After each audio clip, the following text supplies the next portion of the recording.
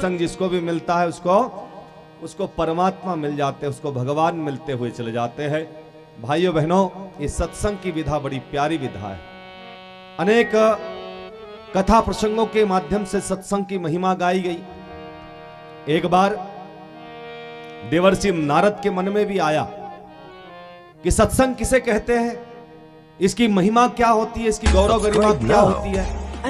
तो जब भी देवर्षि नारद के मन में कोई प्रश्न आता तो देवर्षि नारद इधर उधर नहीं भटकते, जहां से उनको सही समाधान मिलता वहीं वो जाते रहते। तो भगवान विष्णु के पास चले गए, भगवान से कहा, हे भगवान, सत्संग किसे कहते हैं, इसका महत्व क्या होता है, सच्चे अर्थों में जब मनुष्य सत्संग करता है तो उसको क्या मिलता चला जाता है।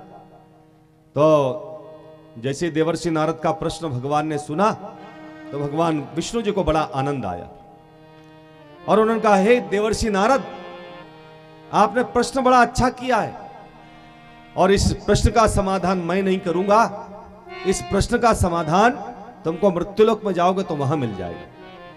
तो बोले, भगवान कैसे मिलेगा। तो भगवान ने कहा कि तुम मृत्युलोक में चले जाना, एक बड़ा गंदा सा गांव है, साफ सफाई पर लोग ध्यान नहीं देते। वो रायघर तो नहीं होगा, रायघर वाले तो बहुत अच्छे लोग हैं ना, वो दूसरा कोई गांव होगा। तो भगवान ने कहा, वहां के लोग गंदे हैं, बहुत गंदगी करते हैं, घर तो साफ सुथरा रखते हैं लेकिन घर का सारा कूड़ा कटकट कचरा निकाल करके नालियों में डाल देते हैं।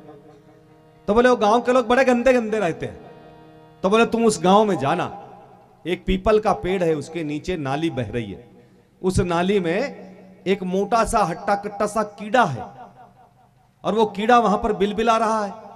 तुम जाकर के सत्संग के बारे में उससे पूछना, वो बताएगा। बोले, गंदे गांव का, गंदी नाली का, गंदा सा कीड़ा वो बताएगा। बोले, हाँ वही बताएगा। तब भगवान ने कहा, इसलिए देवर्षि नारद को विश्वास करना पड़ा।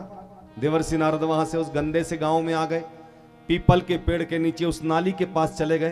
देखा तो एक कीड़ा वहां पर बिलबिला रहा था, हिल रहा था, कभी इधर पलटी खाता कभी उधर पलटी खाता। तो देवर्षि नारद ने उसको देखा, बड़ी बदबू आ रही थी वहां, इसलिए नाक पर रुमाल भी रखा। उन्होंने कहा, जल्दी प्रश्न का उत्तर मिल जाए। तो जल्दी से उन्होंने प्रश्न किया, भैया जरा बताओ, सत्संग किसे कहते हैं, इसका महत्व क्या होता है, और सही रीति नीति से जब सत्संग किया जाता है तो फिर सत्संग करने वाले को क्या मिलता है। बस ऐसी जैसे प्रश्न खत्म हुआ, वो जो कीड़ा इधर उधर उछल कूद कर रहा था वो ठंडा हो गया, वो मर गया। अब मर गया तो देवर्षि नारद ने सोचा, अरे ये इसको तो प्रश्न किया था, प्रश्न सुनते ही ये मर गया, तो मेरे प्रश्न का उत्तर तो मिला नहीं। लेकिन भगवान ने कहा है तो निश्चित कुछ बात होगी इसमें। तो वो उस नगर का भ्रमण करते रहे और फिर बाद में कुछ लोक मंगल के सेवा के कार्यों में देवर्षि नारद लग गए। प्रश्न आया और चला गया, बहुत दिन बीत गए। बहुत दिन बीतने के बाद फिर उनको प्रश्न का याद आया, अरे मेरे प्रश्न का उत्तर नहीं मिला, सत्संग किसे कहते हैं, तो चलो चल के पूछना चाहिए भगवान से। तो फिर भगवान के पास में चले गए, भगवान से फिर प्रश्न किया, अरे देवर्षि नारद, तुमको उस कीड़े ने नहीं बताया। बोले, नहीं भगवान, उसने तो नहीं बताया। अच्छा, तो तुम एक काम करना, इस बार तुम उड़ीसा में जाना, नवरंगपुर जिले में ही जाना, और नवरंगपुर जिले में एक बहुत अच्छी गौशाला है। गौशाला में एक बछड़ा है, गाय का बछड़ा, और बड़ा बिल्कुल तंदुरुस्त सा है। देखो इधर गाय बंधी हुई है, सामने दिखाई पड़ रही है। तो बोले, उस गाय के बछड़े से पूछना कि सत्संग किसे कहते हैं, इसका महत्व क्या होता है, और इसको सही रीति नीति से अगर किया जाए तो उपलब्धि के रूप में क्या मिलता है। तो भगवान ने कहा, इसलिए देवर्षि नारद को विश्वास हो गया। चले गए, गौशाला में गए तो बछड़ा दिखा, बड़ा सुंदर, बड़ा प्यारा। गाय का छोटा सा बछड़ा कितना सुंदर लगता है। इतना ही नहीं, विद्वान लोग तो कहते हैं बच्चा तो किसी का भी क्यों नहीं हो, बड़ा सुंदर लगता है। वो जो गंदगी में पैदा होता है ना सुअर, उस सुअर के बच्चों को भी देख लो, कुत्ते के पिल्ले को देख लो, बड़ा सुंदर दिखता है। तो सुंदर से गाय के बछड़े को देखा तो देवर्षि नारद को बड़ा प्यार आया। उस बछड़े के गालों को छुआ, कभी पीठ पर हाथ घुमाया, कभी उसका कान पकड़ करके उसको खेलना चाहा, और बड़े प्यार से फिर उसको प्रश्न पूछा, सत्संग किसे कहते हैं, जब और इसका महत्व क्या होता है, जब इसको सही रीति नीति से संपन्न किया जाता है तो सत्संग वाले को क्या मिलता है। तो पहले जो बछड़ा उछल कूद कर रहा था वो बछड़ा भी धीरे से थोड़ा अनमना सा रहने लगा। थोड़ी देर के बाद में वो बछड़ा नीचे गिर पड़ा और उसके बाद उसका प्राणांत हो गया, मर गया वो बछड़ा। और जैसे वो बछड़ा मर गया तो देवर्षि नारद को बड़ा दुख हुआ। लेकिन देवर्षि नारद ने देखा, अरे भैया आसपास देखना चाहिए, कहीं ऐसा तो नहीं कि गाय के बछड़े का मालिक मेरे को देखे और मेरी वजह से बछड़ा मर गया तो मेरी पिटाई कर दे। तो देवर्षि नारद वहां से भाग खड़े हुए। प्राण बचे सो लाखों पाए। फिर बहुत दिन बीत गए, बहुत दिन क्या वर्षों बीत गया। वर्षों बीतने के बाद में उनके प्रश्न का उत्तर तो उनको मिला नहीं था। फिर भगवान के पास में गए, भगवान से कहा, हे भगवान, आपने उस प्रश्न का उत्तर अभी तक नहीं दिया। आपने कभी कीड़े के पास भेजा, फिर बछड़े के पास भेजा, मेरा वो प्रश्न बाकी है, उसका उत्तर मेरे को नहीं मिल रहा है। आप प्रश्न का उत्तर दीजिए। तो उस समय में राजशाही सत्ता चलती थी। एक नगर में एक राजा था। राजा बड़ा भक्तवत्सल था, भगवान का भजन करता, जितने भी प्रजाजन थे उनकी सेवा करता। और उस राजा के यहां एक बच्चा था, लड़का था।